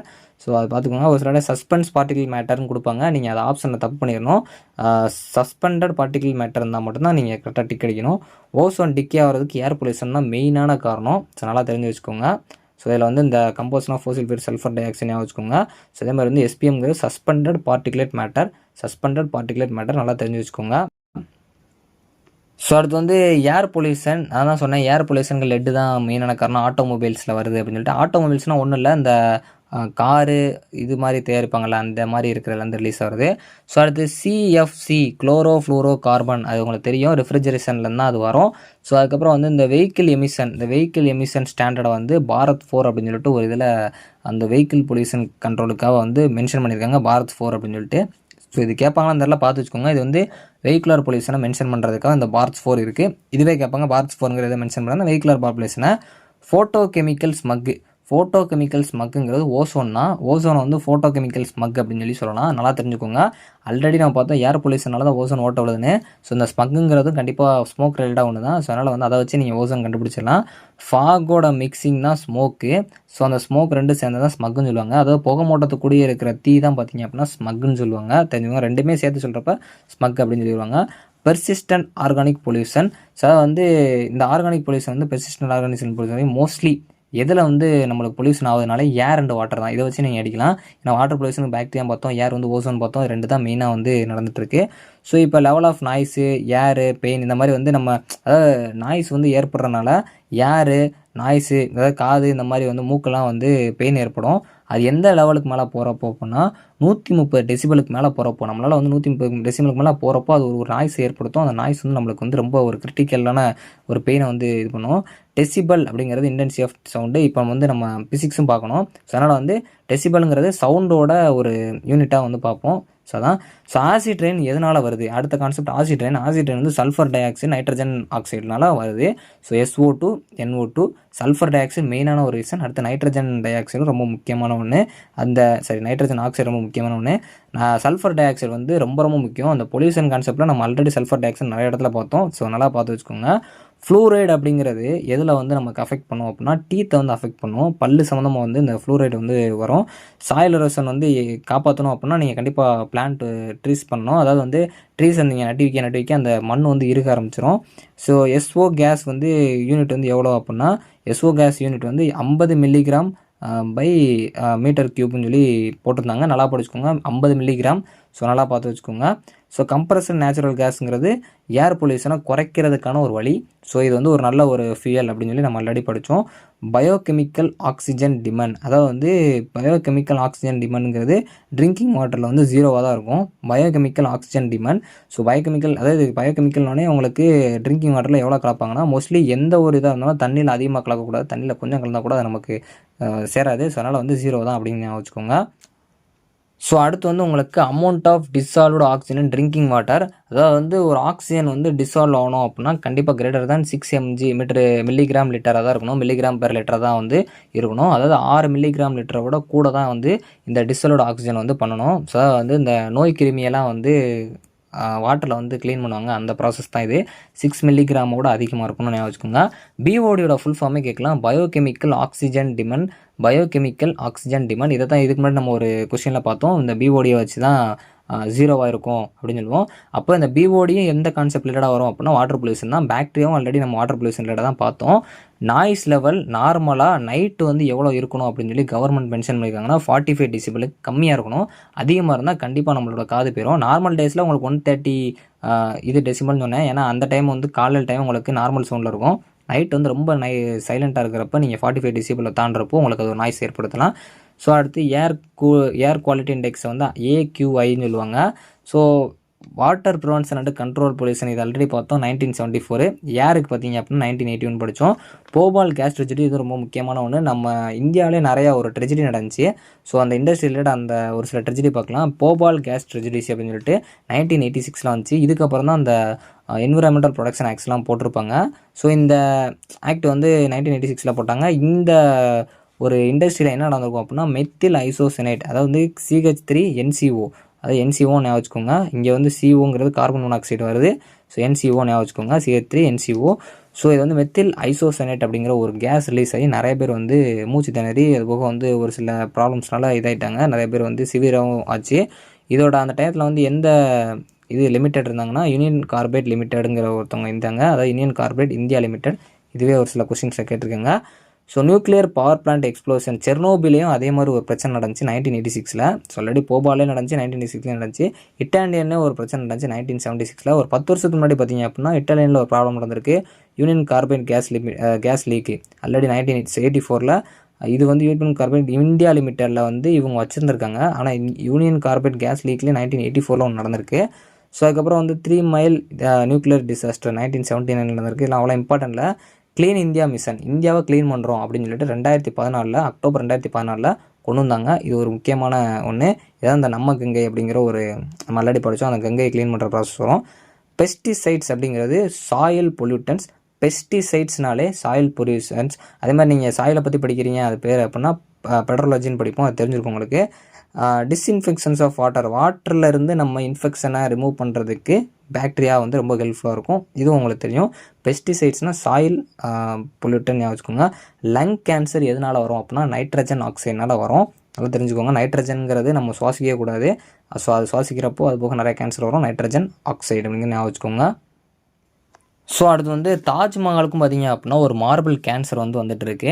அதுக்கு காரணம் ஆசிட் ரெயின் கோரல் மார்பிள் அப்படின்னு சொல்லுவாங்க. இந்த மாதிரி வந்து ஆசிட் ரெயின் படுறனால கூட தாஜ்மஹாலோட அந்த ஒயிட் கலர் வந்து மங்கிட்டு இருக்க மாதிரி வந்து சொல்லுவாங்க. ஸ்மோக்கை வந்து ஸ்மோக் ப்ளஸ் ஃபாக், அதாவது இதுதான் வந்து ஸ்மக்குன்னு சொல்லுவாங்க. ஸோ பிரைமரி காஸ் ஆஃப் ஆசிடோட பிரைமரியே வந்து பார்த்திங்க அப்படின்னா சல்ஃபர் டை ஆக்சைடு, இன்னொன்று வந்து நைட்ரஜன் ஆக்சைடு அப்படிங்கிற படித்தோம். ஸோ அதுக்கப்புறம் வந்து ஷார்ட் லிவ்டு கிளைமேட் பொல்யூட்டன்ஸ், அதாவது வந்து குட்டியான ஒரு கிளைமேட் பொல்யூஷன்ஸ் ஏற்படுத்துறது யார் அப்படின்னா methane, hydrofluorocarbon, black carbon. So இந்த கார்பன் ரிலேட்டாக இருக்க எல்லாமே பார்த்திங்க அப்படின்னா அப்பப்போ வந்து ஒரு சில பொல்யூஷன்ஸ் வந்து குட்டியாக வந்து ஏற்படுத்தும் அப்படின்னு வச்சுக்கோங்க. வாட்டர் பொல்யூஷன் அப்படிங்கிற பயாலஜிக்கல் மேட்டர். வாட்டர் பொல்யூஷனால தான் பயாலஜிக்கல் மேட்டர், அதில் தான் அந்த பாக்டீரியாலாம் வரும். ஏர் வந்து கம்பஷன் ஆஃப் ஃபாசில் ஃபியூல்ஸ், இது நமக்கே தெரியும். ஸோ நாய்ஸ் வந்து ஹை டெசிபல்னாலே இதுதான். சாயில் பொறுத்த வரைக்கும் அனிமல் பெஸ்டிசைட்ஸ்னால அந்த சாயிலும் வந்து நம்மளுக்கு இதாகுது அப்படின்னு வச்சுக்கோங்க. குளோபல் அட்மாஸ்பியரிக் டெம்பரேச்சர் வந்து இன்க்ரீஸ் ஆகிறது பார்த்திங்க அப்படின்னா ஃபர்னிங் ஆஃப் ஃபியூசில்ஸ், நம்ம ஆல்ரெடி படித்ததான். கோல் எரிக்க இதாகிட்டு இருக்குது. மைனிங்னால் பொல்யூட் ஆகிறது பார்த்திங்க அப்படின்னா இது கொஞ்சம் முக்கியம். ஸ்லாக் வந்து ஆகுது. மைனிங்னால் பொல்யூட் ஆகுதுன்னா ஸ்லாக் அப்படியே லேக் ஆகி நிற்கிது அப்படின்னு ஞாபகம் வச்சுக்கோங்க. மைனிங் வந்து தோண்டி எடுக்கிறனால இப்படியே ஒரு பொல்யூஷன் ஏற்படுது. ஃபோசில் ஃபியூல்ஸை பான் பண்ணுறதுனால ஆசிட் ரெயின் வருது, CO2 இன்க்ரீஸ் ஆகுது, நிறையா பிரச்சனை இருக்குது, கார்பன் மோனாக்சைடு வருது. ஸோ அதுக்கப்புறம் லிச்சன்கிற ஒரு இதில் வந்து எடுப்பாங்க. லிச்சன் வந்து எப்பயுமே ஃபஸ்ட்டு வந்து பர்பிள் கலர் சொல்யூஷனை தான் இருக்கும் அப்படின்னு ஞாபகம் வச்சுக்கோங்க. கார்பன் மோனாக்சைடு வந்து யாரை பொல்யூட் பண்ணுது? ஸோ இது வந்து கார்பன் மோனாக்சைடு என்ன பண்ணும் அப்படின்னா நம்ம உடம்புல போகிற அந்த ரத்தத்தை வந்து குறைச்சிரும். ஸோ அதான் ரொம்ப ஒரு இது. ஃபாரஸ்ட் வந்து wood, soil erosion and deforestation, இது வந்து ஜஸ்ட் ஒரு கீவேர்டு தான். இதை பார்த்தீங்கன்னா கண்டுபிடிச்சிருங்க. என்விரான்மெண்டலாக க்ளீனாக வைக்கிறதுக்கு 2 பேர் ஹெல்ப்ஃபுல்லாக இருக்காங்க. ஒன்று பாக்டீரியா, நான் ஆல்ரெடி சொன்னேன், அது வாட்டர் பொல்யூஷனு அது போக அது இல்லைலாம் இருக்கும். இதனால் அது வந்து நிறையா நமக்கு ஹெல்ப் பண்ணும். இன்னும் ஃபங்கிங்கிறது ரொம்ப முக்கியம். ஃபங்கஸுங்க பார்த்தீங்க அப்படின்னா நம்மளுக்கு என்விரான்மெண்ட்டை க்ளீனாக வைக்கிறதுக்கு இதெல்லாம் அந்த கண்ணு தெரியாமல் அதுவே ஒரு சில இதை அழிச்சிரும். ஸோ அதனால் இது ரொம்ப ஒரு ஹெல்ப்ஃபுல்லாக இருக்கும். POP persistent organic pollutant. POP பாப்புனா பெர்சிஸ்டன்ட் ஆர்கானிக் பொல்யூட்டன்ஸ், ஓகேவா? ஸோ பெர்சிஸ்டன்ட் ஞாபகம் வச்சுக்கணும். So persistent organic pollutions. அதுக்கப்புறம் ஏர் பொல்யூஷன் வந்து நேச்சுரலாக நடக்கு. இப்போ நம்ம வந்து இது பண்ணுறோம், இண்டஸ்ட்ரியிலேருந்து பண்ணுறனால ஏர் பொல்யூஷன் நடக்குன்னு சொல்கிறோம். இருந்தாலும் ஒரு சில டைம் நேச்சுரலாக நடக்கும். அது வந்து வல்கானிக் எரப்ஷன்னாலையும், அதாவது எரிமலை வெடிக்கிறனாலையும் இந்த மாதிரி வந்து ஒரு சில டைம் வந்து ஏர் பொல்யூஷன் நடக்கலாம். ஸோ அடுத்து வந்து பிளான் டைவர்சிட்டி ரேங்க் ஆஃப் இந்தியாவோட பிளான் டைவர்சிட்டி ரேங்க், இது வந்து இதுக்கு முன்னாடி கேட்டதுனால இந்த ரேங்க் வந்து நம்மகிட்ட கேட்கலாம். வேர்ல்டு லெவலில் இந்தியா வந்து 10வது இடத்துல, அதாவது வேர்ல்டு லெவலில் 10வது இடத்துல இருக்காங்க. ஏசியா லெவலில் பார்க்கும்போது 4வது இடத்துல இருக்காங்க அந்த பிளான் டைவர்சிட்டி ரேங்க்கில். டைகர் வந்து பார்த்திங்க அப்படின்னா இப்போ கரண்ட்டில், அதாவது 2022 சென்சஸ் வச்சு பார்க்குறப்போ 3282 இருக்குது டைகரோட சென்சஸ். இதுக்கப்புறம் அப்டேட் ஆச்சுன்னா நீங்கள் கண்டிப்பாக கமெண்ட் பண்ணுங்கள். ஸோ அடுத்து சைனா வந்து க்ரீன் ஹவுஸ் கேஸை எமிட் பண்ணுறதுல ஃபஸ்ட் இடத்துல இருக்காங்க. ஸோ வந்து CO2 நிறைய லான்ச் பண்ணிகிட்ருக்காங்க. அவங்க தான் வந்து தேவையில்லாத வேலை பார்த்துட்ருக்காங்க. இந்தியா வந்து 4.92 மில்லியன் டன்ஸை வந்து க்ரீன் ஹவுஸை வந்து லான்ச் பண்ணிகிட்ருக்காங்க. ஸோ இவங்க வந்து கீழே இருப்பாங்க, ஆனால் சைனா தான் ஃபஸ்ட்டில் இருக்காங்க. கிளைமேட் சேஞ்ச் பெர்ஃபார்மன்ஸ் இண்டெக்ஸில் நம்ம வந்து 10வது இடத்துல இருக்கோம், இந்தியா வந்து 10வது இடம். ஸோ ஓசோன் டே 2025 தீம் பார்த்திங்க அப்படின்னா from science to global action அப்படிங்கிறது தான். செப்டம்பர் 16 இந்த டைம் கொண்டாடுறப்போ இந்த தீமை வந்து கொண்டாடிருக்காங்க. ஃபஸ்ட்டு, அதாவது world first CO2 methanol plant வந்து எங்கே ஸ்டார்ட் பண்ணியிருக்காங்க அப்படின்னா, இதெல்லாம் கரண்ட் அஃபேர்ஸு. இந்த டைம் CO2லேருந்து மெத்தனால் பிளான்ட் வந்து வித்யாஞ்சல், நம்ம ஆல்ரெடி படித்தோம் இந்த மாதிரி பயோகேஸ் கான்செப்ட்னாலே மத்திய பிரதேச தான் இருக்கும். வித்யாஞ்சல்னு சொல்லிட்டு அந்த வந்து ஸ்டார்ட் பண்ணியிருக்காங்க. Make in India hydrogen plant வந்து எங்கே ஸ்டார்ட் பண்ணியிருக்காங்க அப்படின்னா, மேக் இன் இந்தியா ஆல்ரெடி 2014 பார்த்தோம். அது வந்து குஜராத்தில் வந்து ஹைட்ரஜன் பிளான்ட் வந்து ஸ்டார்ட் பண்ணியிருக்காங்க. ஸோ பயோபாலிமர் மேனுஃபேக்சரிங் பிளான்ட் வந்து இப்போ எங்கே ஸ்டார்ட் பண்ணியிருக்காங்க அப்படின்னா லக்ஷ்மினி கெரி அப்படிங்கிற ஒரு இடம் உத்தரப்பிரதேசில் இருக்குது. லக்ஷ்மினி கெரி இந்த லக்ஷ்மினி கெரிங்கிறது ஞாபகம் வச்சுக்கோங்க. இது வந்து ஒரு பயோ பாலிமர் மேனுஃபேக்சரிங் பிளான்ட் வந்து ஸ்டார்ட் பண்ணியிருக்காங்க. எனர்ஜி டிரான்ஸ்மிஷன் இண்டெக்ஸில் இந்தியாவோட ரேங்க் பார்த்தீங்கன்னா 71 எனர்ஜி டிரான்ஸ்மிஷனில். ஆப்ரேஷன் ஃபால்கான்னு சொல்லிட்டு ஒரு ஃபால்கான் கொண்டு வந்திருக்காங்க. இது வந்து எதுக்காக அப்படின்னா ஒன் ஹானர் ரைனோசர்ஸை வந்து இது பண்ணுறதுக்காக இது அசாமில் இருக்குது. ஆப்ரேஷன் ஃபால்கான்னு சொல்லிட்டு ஒரு இதை வந்து கொண்டு வந்திருக்காங்க. ராம்சார் சைட்ஸ் மொத்தம் இப்போ வரைக்கும் பார்த்தீங்க அப்படின்னா இப்போ 91 வந்து இந்தியாவில் இருக்குது. ஸோ டோட்டலாக நம்மளோட நேஷ்னல் பார்க்ஸ் வந்து 107 இருக்குது. டைகர் ரிசர்ச் சென்டர் வந்து 58 வந்து டோட்டலாக இருக்குது. டைகரோட அளவு வந்து 32. ஸோ இதை கொஞ்சம் பார்த்து வச்சுக்கோங்க. எல்லாம் கொஞ்சம் கரண்ட் அஃபேர்ஸ் ரிலேட்டடாக இதெல்லாம் சேஞ்ச் ஆயிருந்துச்சு அப்படின்னா நீங்கள் வீடியோ பார்க்குறப்போ அதை கமெண்ட் பண்ணுங்கள். ஏன்னா அந்த டைமில் தான் இந்த கரண்ட் அஃபேர்ஸ்லாம் சேஞ்ச் ஆகும், அதுக்காக தான். ஸோ அடுத்து வந்து ரொம்ப முக்கியம், இது வந்து கரண்ட் அஃபேர்ஸில் கண்டிப்பாக எதிர்பார்க்கலாம். அதாவது கோல்டுமேன் என்விரான்மெண்டல் ப்ரைஸ் 2025 கொடுத்தாங்க ஒரு 7 பேருக்கு. இந்த 7 பேர் பேருமே ரொம்ப முக்கியம். ஸோ பார்த்தீங்க அப்படின்னா லாரன்ஸ் ஆலன் அப்படிங்கிற ஒருத்தவங்க, நீங்கள் அவங்களோட கண்ட்ரி கூட தேவையில்ல. ஸோ ஆலன் அப்படிங்கிறத ஞாபகம் வச்சுக்கோங்க. ஸோ இதை நான் ஒரு ஷார்ட்கட்டோட சொல்கிறேன். இப்போ கோல்டுமேன் என்விரான்மெண்டல் அவார்டு யாரெல்லாம் வாங்கியிருக்காங்க அப்படின்னா 7 பேர். ஃபஸ்ட்டு ஆலன், அதாவது எல்லாமே தெரிஞ்சிருக்கணும், எல்லாமே தெரிஞ்சு தான் நம்மளுக்கு அவார்டு கண்டிப்பாக கோல்டு உண்டு. ஸோ எல்லாமே ஆல் ஞாபகம் வச்சுக்கோங்க. ஸோ அதுக்கப்புறம் அந்த லூஸ் மாதிரி பண்ணக்கூடாது. லூஸ் மாதிரி இருந்தாலும் நம்மளுக்கு வந்து அவார்டு உண்டு. ஸோ இப்போ வந்து ஒரு சில இடத்துலாம் ட்ரெண்டிங்காக இருக்கிறாங்க, லூஸ் மாதிரி பண்ணிட்டான் அப்படின்னு சொல்லிட்டு நிறைய பேர் பண்ணிகிட்டு இருப்பாங்க. அந்த மாதிரி லூஸ் மாதிரி பண்ணி அவார்டு வாங்கலாம். ஸோ அடுத்து வந்து கார்லியா அப்படின்னு ஞாபகம் வச்சுக்கோங்க. கார்பின்னு ஞாபகம் வச்சுக்கோங்க. ஸோ அதாவது வந்து சேமியா கார்பி, சேமியா வந்து உங்களுக்கு உண்டு. இந்த மாதிரி கோல்டு அவார்டு வாங்கினீங்கன்னா சேமியா பாயசம், சேமியா கார்பி உண்டு. ஸோ அடுத்து பார்த்தீங்க அப்படின்னா குறி, கரெக்டாக நீங்கள் குறி வச்சு நிக்கா பண்ணிங்கன்னா கண்டிப்பாக உங்களுக்கு வந்து ஒரு கோல்டு உண்டு. சரியா, குறி வச்சு இது பண்ணி வச்சுக்கோங்க. ஸோ அடுத்து வந்து லேத் வித் டேஷ், அதாவது வந்து இந்த சாண்டாஸ்னே வச்சுக்கோங்க. சாண்டாஸ், அதாவது சாண்டாஸை வந்து சண்டைனே வச்சுக்கோங்க. சண்டை போட்டாலும் உங்களுக்கு கோல்டு மேன் அவார்டு உண்டு. ஸோ லாஸ்ட்டு பார்த்தீங்க அப்படின்னா மொலினா, இப்போ வந்து மோனிகா நம்ம ஒரு பாட்டு ட்ரெண்டிங்காக இருக்குது, அதை மொலினான்னு வச்சுக்கோங்க. மலோ மொலினா அப்படிங்கிறதுக்கும் இந்த அவார்டு வந்து உண்டு. என்விரான்மெண்டல் டே வந்து June 5 வந்து செலிப்ரேட் பண்ணுவோம். இந்த டைம் வந்து தீம் என்ன வச்சுருக்காங்க அப்படின்னா பீட் பிளாஸ்டிக் பொல்யூஷன். இந்த டைம் நிறையா பிளாஸ்டிக் வந்து டெவலப் ஆகிட்டு இருக்கு, நிறையா இருக்கனால அதை தான் இப்போ குறைக்கிறதுக்கு வந்து இந்தியா வந்து இது பண்ணிகிட்டு இருக்காங்க. கங்கா ஆக்ஷன் பிளான் வந்து 1985 போட்டாங்க. நம்ம கங்கே 2014 கொண்டு வந்தாங்க. ஆனால் 1985 பிளான் போட்டாங்க. ஸோ இதை வந்து கேட்கலாம். 1985 நம்மளுக்கு கன்ஃபியூஸ் பண்ணுறதுக்காக கேட்க நிறைய வாய்ப்பு இருக்குது. நேஷனல் கிரீன் ட்ரிபுனல், இந்த கிரீன் ட்ரிபுனல் 2010 கொண்டு வந்தாங்க. கிரீன் ட்ரிபுனல் ரொம்ப முக்கியம், நல்லா படிச்சு வச்சுக்கோங்க. ஸோ அதுக்கப்புறம் வந்து எர்த் ஹவர் அப்படிங்கிறது வந்து மோஸ்ட்லி இந்த எர்த் ஹவர் எந்த மந்தில் இருக்கும் அப்படின்னா மார்ச் மந்தில் தான் இருக்கும். வேர்ல்டு ஃபாரஸ்ட் டே வந்து March 21. இது ரொம்ப முக்கியமான ஒன்று. ஃபாரஸ்ட்னாலே அது மத்திய பிரதேஷ் தான், ஏன்னா அங்கே நிறையா ஃபாரஸ்ட் இருக்குது. ஏர் பொல்யூஷன் இண்டெக்ஸில் PM25 2.5 சொல்லிட்டு மென்ஷன் பண்ணியிருக்காங்க. மாங்க்ரோவ் ஃபாரஸ்ட்னாலே அது வெஸ்ட் பெங்கால் தான். UN கான்ஃபரன்ஸ் ஸ்டாக்ஹோம், இது வந்து 1972 நடந்திருக்கும். ஆக்சுவலாக 74 நம்மளுக்கு வந்து என்ன பண்ணுவாங்க அப்படின்னா இது வந்து போட்டிருப்பாங்க. அதாவது வந்து நம்மளுக்கு என்விரான்மெண்டல் ஒரு இது போட்டிருப்பாங்க. 73 ப்ராஜெக்ட் என்ன நடக்கும், அந்த 72 ஸ்டாக்ஹோம் கான்ஃபரன்ஸ் போட்டு அப்படியே இது பண்ணுறாங்க. கார்பன் நியூட்ரல் இண்டெக்ஸ் வந்து நம்ம வந்து பார்த்திங்க அப்படின்னா 2070 அதை இது பண்ணணும், அச்சீவ் பண்ணணும் வச்சுருக்கோம். பிளாஸ்டிக் வேஸ்ட் ரூல்ஸ், அதாவது பிளாஸ்டிக் நிறையா ரிலேட்டடாக வந்து ஒரு சில ரூல்ஸ்லாம் போட்டாங்க. இப்போ சிங்கிளாக ஒரே டைம் வந்து ரீசைக்கிள் பண்ண முடியாத ஒரு சில பிளாஸ்டிக் பேக்ஸ்லாம் வந்து ஃபஸ்ட்டே வந்து பேன் பண்ணணும்னு சொல்லி 2016 தான் கொண்டு வந்தாங்க. ஸோ அதுக்கப்புறம் பார்த்தீங்க அப்படின்னா ஈட்ரோபிகேஷன் அப்படிங்கிறது எக்ஸஸ் நியூட்ரியன்ஸ், அதில் நிறையா இருக்குது. நம்ம ஆல்ரெடி பார்த்தோம், நைட்ரஜன் இருக்கும், பாஸ்பரஸ் இருக்கும்னு சொல்லிட்டு. அதில் ஆல்கல் அப்படின்னு சொல்லிட்டு ஒரு இதை வந்து மென்ஷன் பண்ணியிருப்பாங்க. பயோ அக்குமுலேஷன் அப்படிங்கிறது டாக்ஸிக் இன் ஃபுட் செயினில் ஒரு பிரச்சனை ஆயிடுச்சு, அதில் ஒரு டாக்ஸிக் ஆயிடுச்சு அப்படின்னா அதை பயோ அக்குமுலேஷன் அப்படின்னு சொல்லுவாங்க. பயோ அப்படின்னாலே கண்டிப்பாக வாட்டர் ரிலேட்டாக வர ஒன்றுன்னு பார்த்தோம். இது டாக்ஸிக், அதாவது வந்து ஃபுட் செயினில் ப்ராப்ளம் வர்றது பயோ அக்குமுலேஷன். பாரிஸ் அக்ரிமெண்ட் 2015 போட்டாங்க, இது தெரிஞ்சு வச்சுக்கோங்க. சைலண்ட் வேலி அப்படிங்கிறது கேரளாவை தான் சொல்லுவாங்க. கேரளாவில் ஒரு ட்ராபிக்கல் ரெயின் ஃபாரஸ்ட் அப்படிங்கிறது, கேரளானாலே பச்சை பசேன்னு இருக்கனால அது ட்ராபிக்கல் ரெயின் ஃபாரஸ்ட்லாம் வரும். சைலண்ட் வேலிங்கிறது உங்களுக்கு கேரளா தான் சொல்லுவாங்க. ஃபோட்டோசிந்தசிஸோட ஒரு ஈக்குவேஷன் நல்லா தெரிஞ்சு வச்சுக்கோங்க. 6CO2 + 6H2O சன்லைட்லேருந்து குளோரோஃபிலாக கொடுக்கும். 6C6H12O6 இது வந்து குளுக்கோஸ் வந்து சொல்லுவாங்க. இது போக வந்து 6O2 கிடைக்கும். ஆக்சிஜன் வந்து உங்களுக்கு இது பண்ணுறப்போ ஃபோட்டோசிந்தசிஸ் பண்ணுறப்போ வந்து அது எக்ஸ்கிரீட் ஆகி தான் போகும், அது ஒரு வேஸ்ட் ப்ராடக்டாக தான் இருக்கும். என்விரான்மெண்டல் ப்ரொடெக்ஷன் ஆக்ட் வந்து 1986, இது எல்லாருக்குமே தெரியும். இது வந்து ஆர்டிக்கலில் 2253 மென்ஷன் பண்ணியிருக்காங்க, இது நிறைய பேருக்கு தெரியாது. ஸோ அடுத்து இன்டர் ஸ்டேட் ரிவர் அப்படிங்கிறது 262, இதை தான் வந்து இப்போ பாகிஸ்தானுக்கு வந்து அந்த சிந்து நதி ஒப்பந்தத்தை வந்து கேன்சல் பண்ணுறது, இதுவும் ஒரு முக்கியமான ஒரு ஆர்டிக்கல். இதெல்லாம் கேட்க சான்ஸ் இருக்குது. வேர்ல்டு வைல்ட் லைஃப் டே வந்து March 3. இதோட தீம் வந்து என்ன சொல்லியிருக்காங்க அப்படின்னா wild life conservation finance investing in people and planet வச்சு ஸோ கான்வர்சேஷன் ஃபினான்ஸ் வந்து பண்ணுறாங்க அப்படிங்கிற மாதிரி சொல்லியிருக்காங்க. ஸோ அதெல்லாம் இந்த வீடியோ ரொம்ப பெருசாக இருந்தாலும் முடிஞ்சிருக்கும். ஸோ இன்னும் நேஷனல் பார்க் ரிலேட்டடாக இருக்க கொஸ்டின் அடுத்து வந்துடும். ஸோ கண்டிப்பாக அதை படிங்க, யூஸ்ஃபுல்லாக இருக்கும். தேங்க்ஸ் ஃபார் வாட்சிங்.